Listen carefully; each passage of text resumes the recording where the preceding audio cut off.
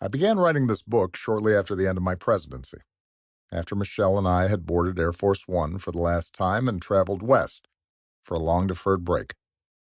The mood on the plane was bittersweet.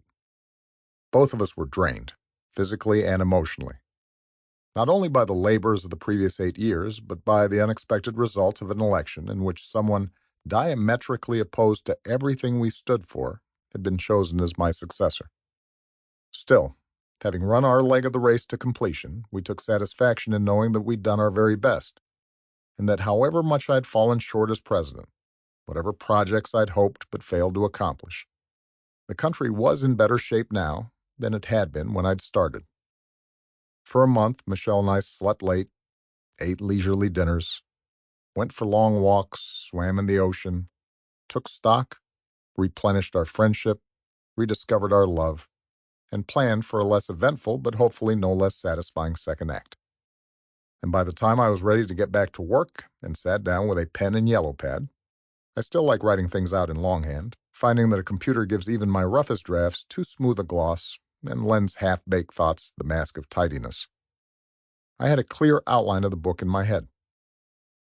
First and foremost, I hoped to give an honest rendering of my time in office.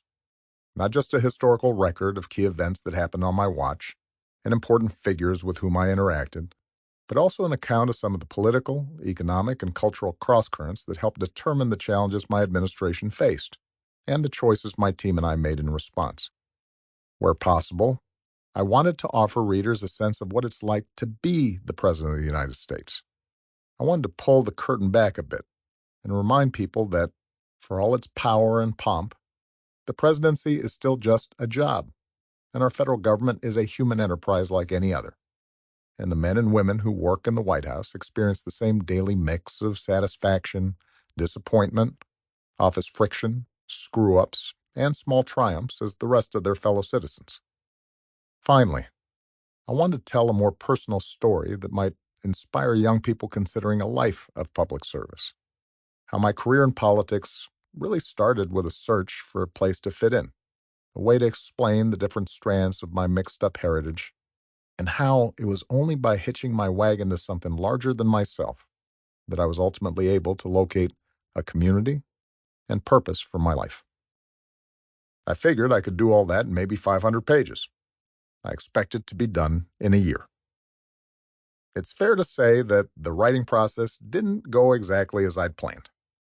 Despite my best intentions, the book kept growing in length and scope. The reason why I eventually decided to break it into 2 volumes.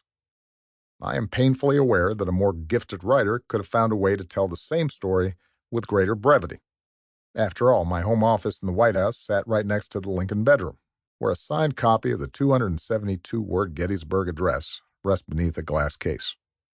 But each time I sat down to write, whether it was to describe the early phases of my campaign, or my administration's handling of the financial crisis, or negotiations with the Russians on nuclear arms control, or the forces that led to the Arab Spring, I found my mind resisting a simple linear narrative.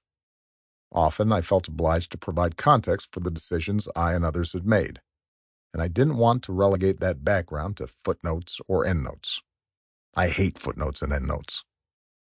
I discovered that I couldn't always explain my motivations just by referencing reams of economic data or recalling an exhaustive Oval Office briefing, for they'd been shaped by a conversation I'd had with a stranger on the campaign trail, a visit to a military hospital, or a childhood lesson I'd received years earlier from my mother.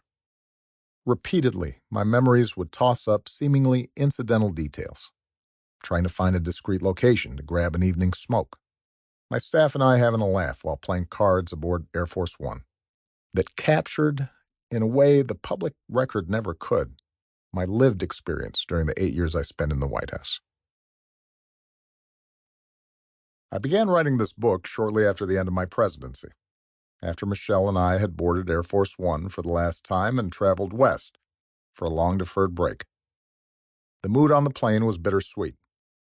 Both of us were drained, physically and emotionally, not only by the labors of the previous 8 years, but by the unexpected results of an election in which someone diametrically opposed to everything we stood for had been chosen as my successor.